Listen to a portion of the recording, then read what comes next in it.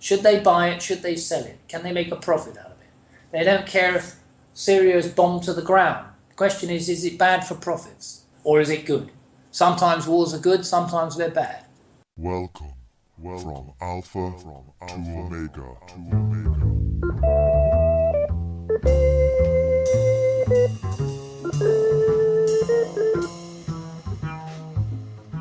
Hello, and welcome to the 65th episode of From Alpha to Omega. Today is Saturday, the 17th of October 2015, and I'm your host, Tom O'Brien. This week's show is brought to you by the new monthly subscriber, SenNK, and also a big shout out to Andy X Burgess, Je Hack, and Commie Scum, who all left grovelling reviews for the show over on iTunes. This week, I'm delighted to welcome back to the show Marxist blogger extraordinaire, Michael Roberts. Michael's blog, The Next Recession, is one of the best Marxist economics blogs out there, and he also runs a very active Facebook group as well. We talk about a recent series of articles Michael wrote called Robots and AI, Utopia or Dystopia, which was prompted by Paul Mason's recent book, Post-Capitalism. So, without further ado, the interview. So, Michael, you recently did a series of articles on the impact robotics could make to our economy. You were influenced in this by Paul Mason's recent book, Post-Capitalism. Yes, Paul Mason, who, as you know, is quite a prominent journalist in the UK, working for some of the big broadcasting networks in the past.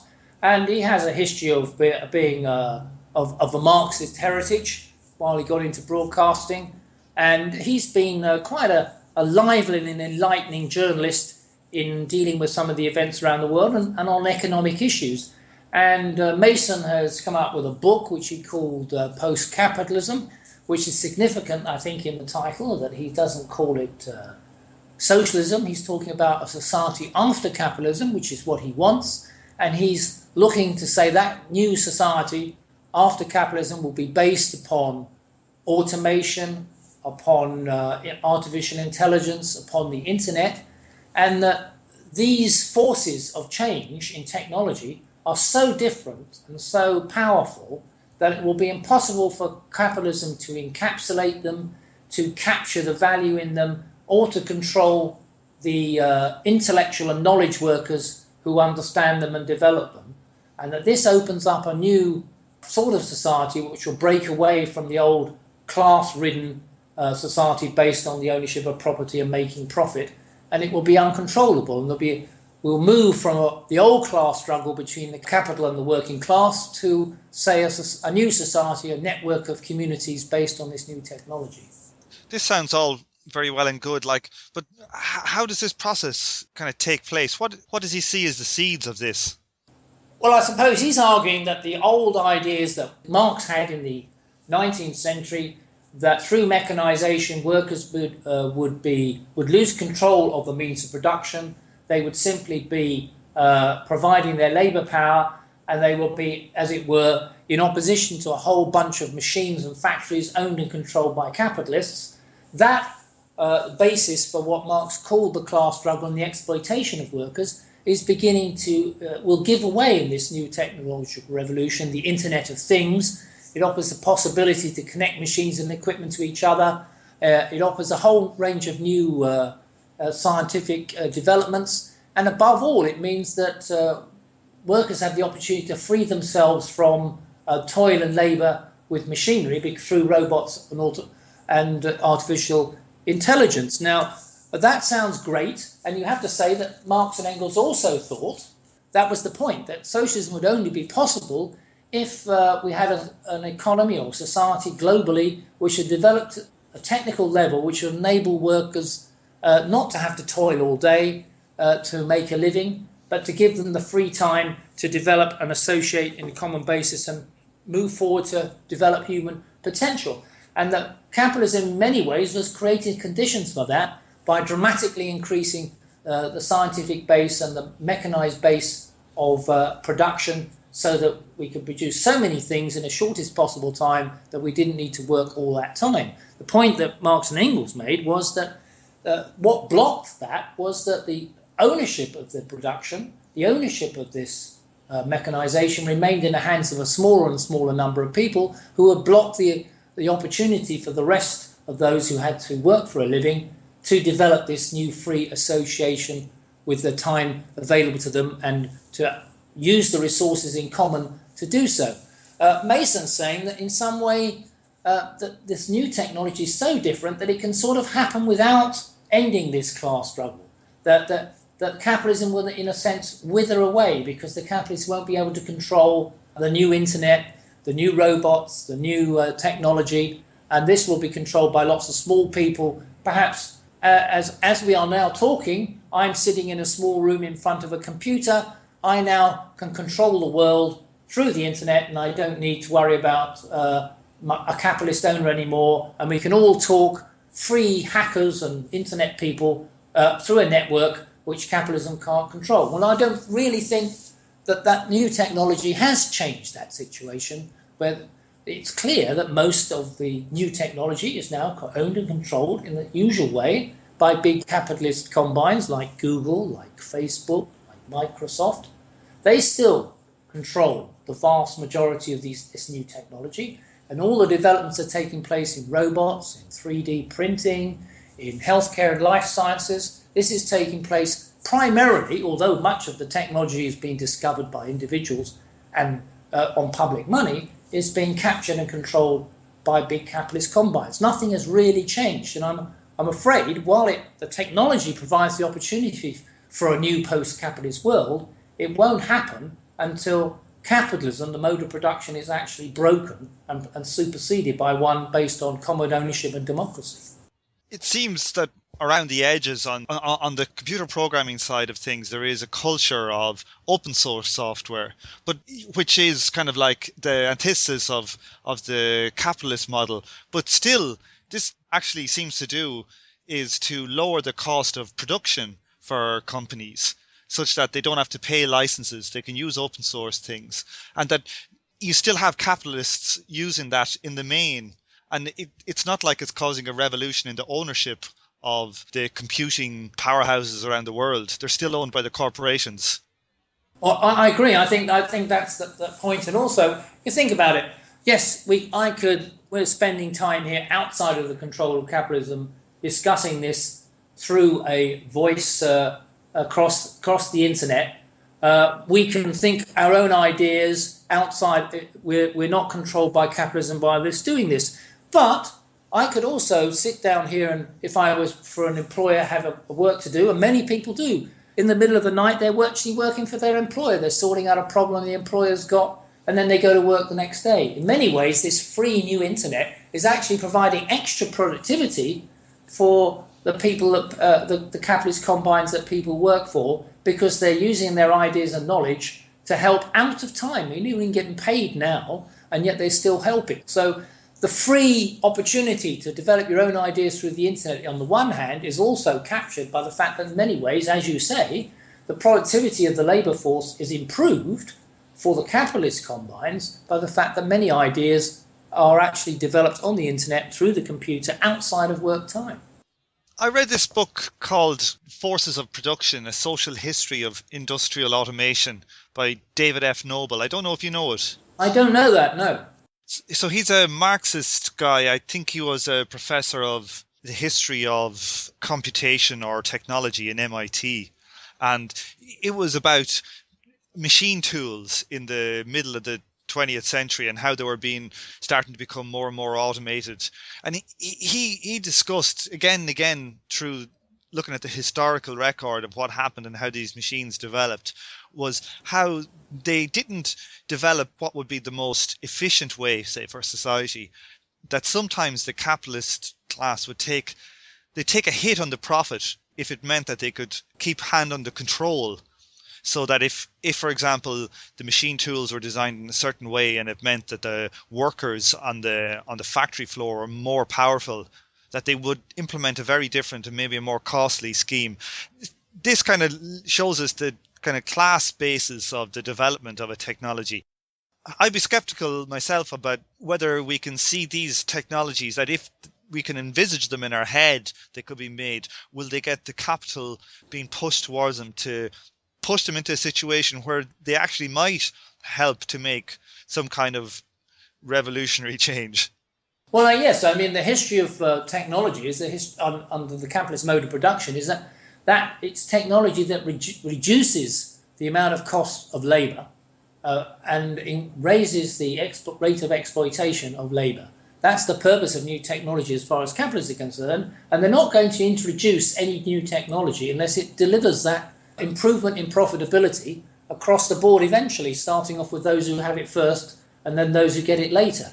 The development of technology is that process under capitalism, and in many ways the big contradiction under capitalism is between the introduction of technology to increase the productivity of labour so that we get more things in a shorter period of time, better services in a shorter period of time, things that make us live longer, improve the quality of our lives in a shorter period of time, against the profitability of the capital that's been invested to produce that. And while you have this investment in technology will only take place if it's profitable over time, then there's a contradiction between the profitability of the technology and its productivity. And that's the irony of it all, that capitalism is a mode of production which has dramatically increased the use of technology and mechanization to replace the use of labour or the toil of labour, but only if profitability is delivered. So that contradiction develops under capitalism between the drive of the capitalists to raise the productivity of labour through mechanisation, now robots, and the resulting tendency for the profitability in this investment for the owners of the capital to fall. That's that big contradiction, most important law in political economy, Marx called it, becomes even more relevant in this world of robots and artificial intelligence. I mean, classic example, as we know, Thomas, in the old days, was it lots of technology was never introduced, which I think the point you're making, if it meant a big reduction in the profitability of a particular industry. I'm thinking, for example, of the electric light bulb that lasts forever. That technology has been probably 100 years old, but has never really been introduced because it would damage the industries and companies that control and produce bulbs. And we see perhaps like a bigger issue is that the development of renewable energy has been very much delayed and taken a long time because of the power and influence of fossil fuel energy companies who wish to preserve their profits. It's only beginning to take place because fossil fuel companies are converting themselves into renewable energy companies to try and take advantage of capture the productivity and the improvement in conditions that will result from a world where there's less carbon emissions, which is inevitably something that they have to move towards now, but have fought against and still do over the last 30 or 40 years.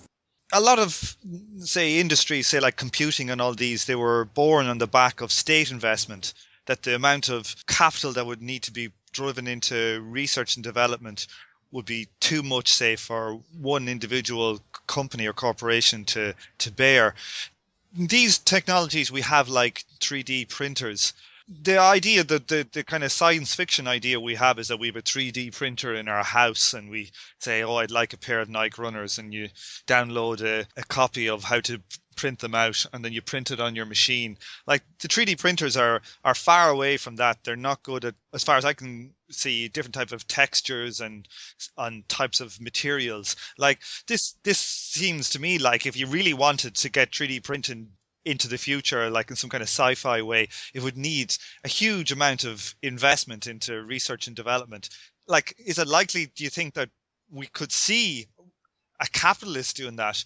And if the capitalist can't afford to do it, if it's too big, why would the state do it if the state is essentially a tool of the capitalists, if it would diminish profits of all these capitalistic corporations? Well, that is the contradiction between, as I was saying, between profitability and the development of new technology that will benefit everybody. But we know that progress has been made in these areas, but as you point out, a lot of the kickoffs for some of the most important new technologies, both in health, like fantastic improvements in health conditions and not just medicines, but also methods by which to avoid getting diseases like vaccines and so on. Most of that and technology in the area we're talking about now, like computers and software, a lot of that was started actually by the use of public money. There's a very good research work done by Professor Mazzucato at Sussex University, in where she points out a whole range of what we regard as being successful stories of capitalist entrepreneurship, like Apple, like many of the other technology developers of Microsoft. All the original algorithms, the original hardware came through public finance, often in space research, often in military research in the case of the US, but taxpayers' money to set that up. And these things were then picked up and developed and captured by entrepreneurs and privatized, if you like, for profit. And that it will hold back the possible development of much of the technology to its full potential. And that's the problem. Although we're seeing robots and AI and other things beginning to develop and raise the productivity of labour, there's a conflict between the need of capital to capture profit out of this rather than to develop the resources for all. What would Marx think of a robot future? Well, I think Marx would think this was a great step forward on the one hand, because if it reduces the amount of time, and time is the essence of our lives, the amount of time we spend on toiling in order to make ends meet, to bring up our children, to develop our family, that if we can reduce the amount of toil involved, that things that we don't want to do and spend more of our time on things that could develop our human potential intellectually, artistically, scientifically, and so on, then if robots can take away a large amount of this toil of basic and essential tasks and reduce the cost of that and the time involved for human labour to the minimum, fantastic. That's the gain of technology that can come about. The other side of the coin is, of course, that if robots and other forms of technology like this are just going to reduce all the existing jobs that people currently have to make a living and there's no income therefore available to the people who are put out of work, and we estimate now that something like the robot technology could well, over the next decade or say, rule out probably 40 to 50% of the jobs that we talk about now as being a sort of standard job that we get in various sectors of industry and services. Of course, other jobs may well be replace them, but clearly the purpose, robots will reduce the amount of human labour time necessary, but does that mean that people's living standards and conditions have to fall as well? And that's the risk, that under capitalism you end up with forcing down, by shedding labour time, you're also forcing down the incomes of labour, and you end up with an even more unequal society, both in incomes and wealth. Today, Thomas, there's an annual global wealth report comes out every year by Credit Suisse, and today that's been reporting for 2015, and it now says that 1% of all adults in the world own 50% of all the wealth in the world. That's houses, money, other assets that they control. 50% of all the wealth in the world is owned by just 1%. That's a tiny, tiny proportion. I think 30 million out of an adult population of 4 billion. So we already have an incredibly unequal world. If that 1% is therefore going to control all the new technology, while the rest of us are out of work and are dependent therefore upon the handouts of the 1%, then it's going to be it's not going to be a utopian world where we have a superabundant society and human toil is reduced to the minimum.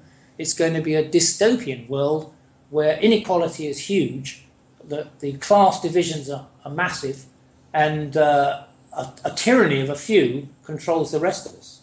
So the introduction of robots would lead to a very small amount of labour compared to the amount of capital that's invested, say, in a factory. So the rate of profit, if we look at it from a Marxist point of view, we would predict it would drop precipitously. Where does crisis come into this robotic introduction?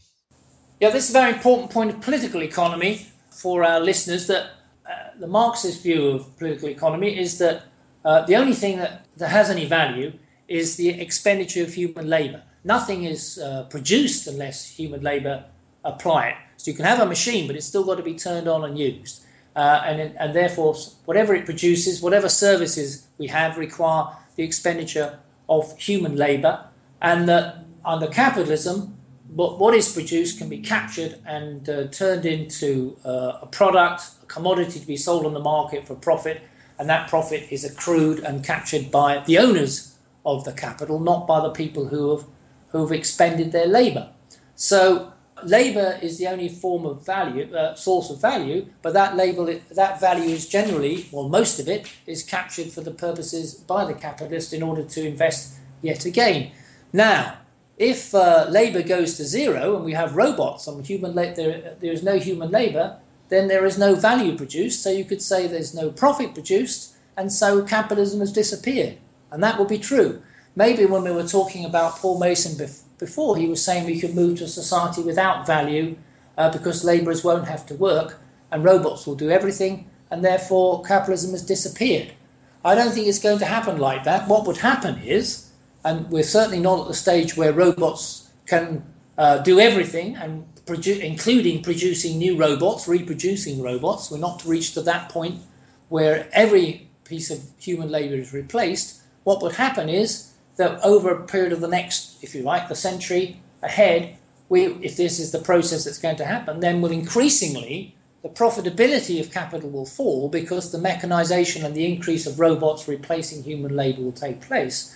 Because the profitability falls under capitalism, then we will enter a series of intense crises, because crises comes from profitability falling to the point where capitalists don't want to invest anymore, and we have a process of laying off labour and closing down of plant and equipment that was there before.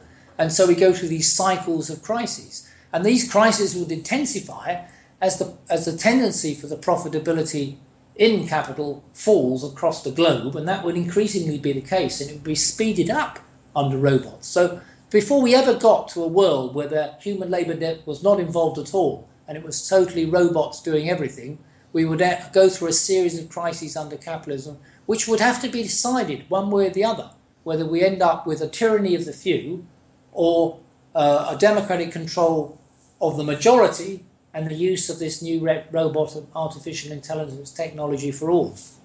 Well, when I hear this argument about how much of an impact robotics are making, some of it strikes me as some kind of a way to explain to people on some level why things are getting slightly worse and why we're in a crisis situation. It's like, oh, well, let's blame the automation or the robotics. This increased productivity has been the history of capitalism over the last, 200 years. There was always something getting more efficient and more efficient. Do you think that it kind of somehow plays a role, like a fear role, like immigration does for those people who are racist? It's like for the liberal people who don't want to give out about, immigrants because of the economy. They say, oh, it's the robots. Well, I'm sure that's the case, that we have, we only have to go back to the famous examples in the 19th century, what's called the Luddites in Britain, when the hand weavers, who used to weave all the cloth by hand using very simple machines, were replaced by machines that could weave and obviously produce much more and much quicker than the hand weavers, who were then all out of work. These hand weavers blamed the machinery, not capitalism, because that development of technology under a socialist or a commonly owned and democratically run economy, those hand weavers would would given new work to do rather than continue to do the hand weaving, unless it had some particular purpose or value. But instead, under capitalism, they just lost all their jobs. They blamed the machines, not capitalism, and proceeded to go around in the night and smash the machines up for a period of time. That policy failed. But you can see that sometimes the same arguments raised that we don't want robots because we'll lose all our jobs. I think what seems to be, Thomas, even more is the fact that robots could be killer machines, that they could come out of the control of human beings, reproduce themselves, be super intelligent to the point way more than human beings. It's called almost at the point of singularity, where robots produce robots and human beings disappear as controlling the world. and this robot world can actually start going around destroying human beings. I suppose it's just about science fiction possible to think of that. But of course, we're a long, long way from that situation. As you pointed out, the technology isn't anywhere near that level yet. And well before we get to that, the issue of who controls capital, the struggle for jobs and conditions out of the process of technology, just as it was in the 19th century, will intensify in the 21st century if this technology becomes prevalent. I've listened to Chomsky giving some talks about AI and linguistics and how they interact, and he was saying that while they've made some major advances in understanding linguistics, they're still only literally scraping the barrel of trying to understand how the brain works, and that AI is kind of like nuclear fusion. It's one of those things that's always 50 years away. Every year it nearly gets further away. That this kind of idea that artificial intelligence, well, I know there are some people out there, singularitarians, who think that, it's just a function of the complexity of our computer networks, that if we get more and more and more of them, they'll somehow self-organize or something. But Chomsky would just kind of laugh at that and say, they need an innate structure, and you need to understand the structure for AI, and that essentially we've got absolutely no idea. I tend to agree with Chomsky. I think he's right that we're way, way short of this either utopia or dystopia yet, to the point where robots and AI are going to take over the world. They did a recent test of latest artificial intelligence robots to see whether they could have passed a few simple tests on doing various tasks, and they mostly failed these tasks. They're still well short of what a human being can do in all sorts of situations. It's getting better. I was reading this week, for example, we're going to have robot lettuce farms. So all lettuces will be manned, supervised and tended by robots, not robots looking like human beings, but robots that water plants, take the weeds out and do all the rest without any human beings being involved, but not entirely without any human beings, because apparently human beings still have to check whether lettuces have germinated properly so that the seeds will develop into new lettuces. Robots can't do that task yet. They can't recognise whether a seed is germinated. That still depends on a human being looking down a microscope. So there is still a long way to go before robots can replace all sorts of human intelligence. I think that Chomsky is right, that it's a wild science fiction idea to have, that this is all, as it were, on their doorstep and it's about to replace us all. Have you seen the videos of, I think, is it DARPA, the Department, I think, of Defense Research Wing in America, where they have these robot competitions and where they have them trying to open a door and things like this? Yes. And they just stand there for 10 minutes and then fall over. Yes. We're a long way from anything that looks like a human being that can open a door. There's some good ones I've seen of robotic dogs and horses where they're running and you can kick them and they can stabilize. But you were saying in one of your blog posts, like, some of the most difficult things for robots are some of the simplest things. For humans, it's like, picking a pound note out of your pocket or something like that. Yeah, I can't do that. I was talking to, on a previous episode, Professor Paul Cockshott, another Marxist guy who does robotics as well. And he was saying they were trying to develop a robot that could fold a bedsheet, and that it was just the most insanely complex thing that they couldn't figure it out. In the meantime, we're going to have driverless cars and everything delivered by drones. All that sort of thing may well happen, but that doesn't place robots in control of the world, I don't think. When does Paul Mason, what's his timeline for this post-capitalist society? I think he thinks, I'll leave it to readers to judge if they want to read his book, which is certainly something interesting to do. He says the seeds are already there in this new technology and the network produced by the internet of communities outside of the control of capital itself, that we've seen that develop, for example, he argues, in Greece, where lots of local communities got together, organised locally, away from the power of capital and the troika, the government there, and that they organised, self-organised, using the internet.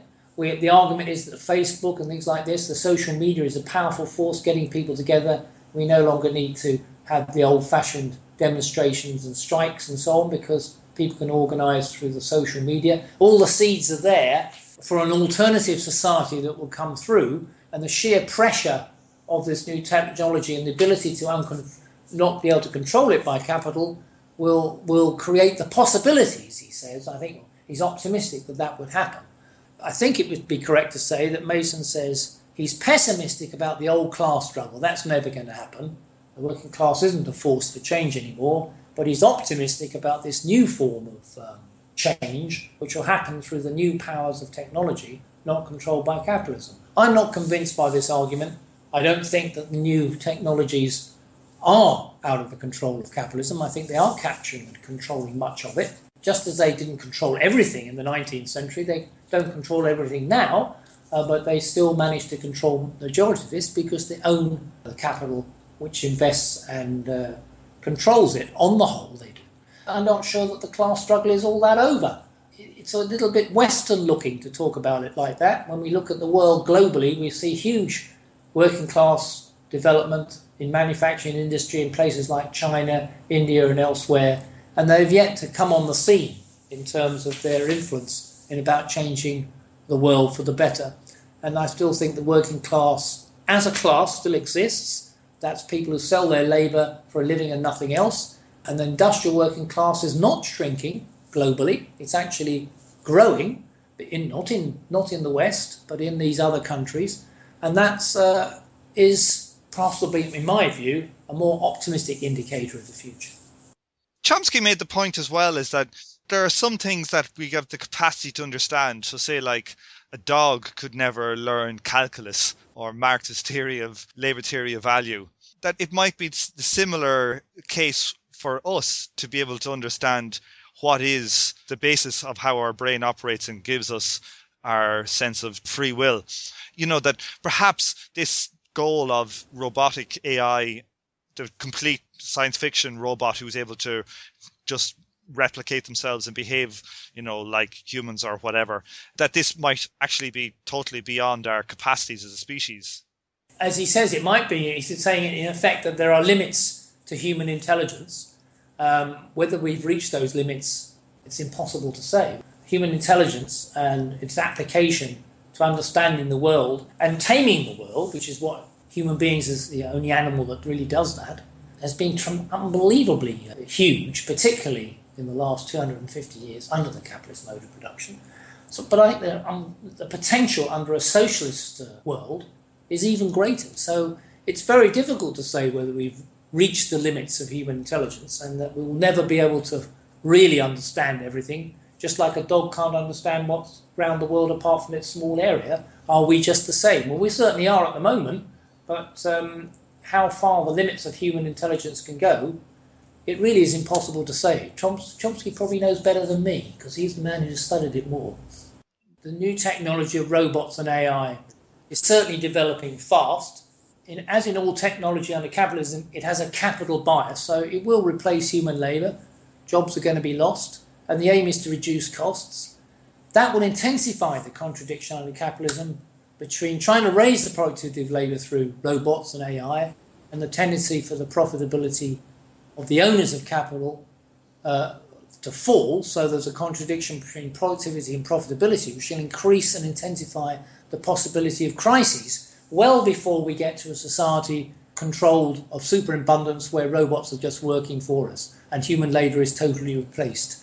The issue of whether capitalism will survive or whether it will be replaced by a democratically commonly owned system where the majority rules will be decided before robots take over the world, if they ever do. That's the issue that we have to still bear in mind. And the idea that we can just move gradually to some sort of superabundant society where human toil is reduced just through this new technology, I think is utopian, because we have to recognise that that won't happen without a struggle against the tyranny of a small, very small part of human beings who control capital in the world. And that issue will decide the choice between a utopian society and a dystopian one. This idea of networks and technology kind of doing the revolution for us, it kind of strikes me as kind of nearly new agey or something, like these Age of Aquarius things whereby, you know, suddenly there will be Jupiter will be in the 5th quadrant. It's all of a sudden our nature will change and we'll all live in peace and get on. It seems to be some kind of something similar, some kind of inability to grasp the nettle. Yeah, it's saying two things, I think, Thomas. It's saying the working class as an agency of change no longer is possible. There isn't a working class. It no longer can really bring about the change for a better world. However, don't worry. The very development of new technology is creating new sorts of agencies, networks of small communities who can get together out of the control of capital, and they, through the force of technology and their work, will change the world. We hope. That's the basis of it. It's pretty vague. You're blogging away like a crazy man for, I don't know how you do it, putting out so many good articles all the time. I'm not working for capitalism anymore. Oh, well, even when you were working, you were doing an extraordinary amount. It's very impressive. My personal experience was that I would never have come across, say, your work or similar people's work if it wasn't for the internet. What hopes do you have it for helping to change the structure of society? Because it does offer that kind of idea of the long tail. It allows people to get to these kind of radical ideas, and the cost to, say, for you to do a blog and put it out there and have, thousands, tens of thousands, or, maybe if you're lucky, 100,000 people reading something, it's remarkably cheap. Absolutely. It's a fantastic development, isn't it? For communication, for the majority to try and get a better world. It's a fantastic development. But then probably way back the development of printing was also completely revolutionised the possibilities for the mass of people, first to read things for the first time and to read them in their own language. That was an earlier point. So the printing press was a major technological development which helped the masses and threatened the ruling class's position, which is why they opposed or tried to control it for so many years, and did so, to control printing technology and banned books and all the rest of it. So the process of this new internet has opened up tremendous possibilities for people to get together, to understand the world and try to change it for the better. But also there will be a struggle to control this new technology by the owners of capital because they wish to preserve their positions. The class struggle is not going to disappear. This is a great boost for the majority, but also a big challenge for the owners of capital. Well, Michael, thanks very much for coming on the show today. Thank you too.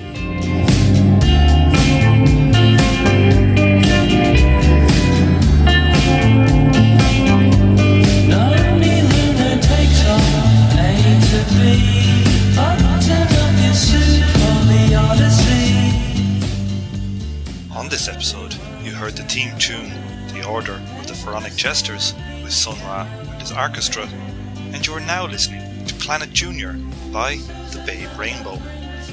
Thanks for listening, and I hope you join me in the next episode of From Alpha to Omega.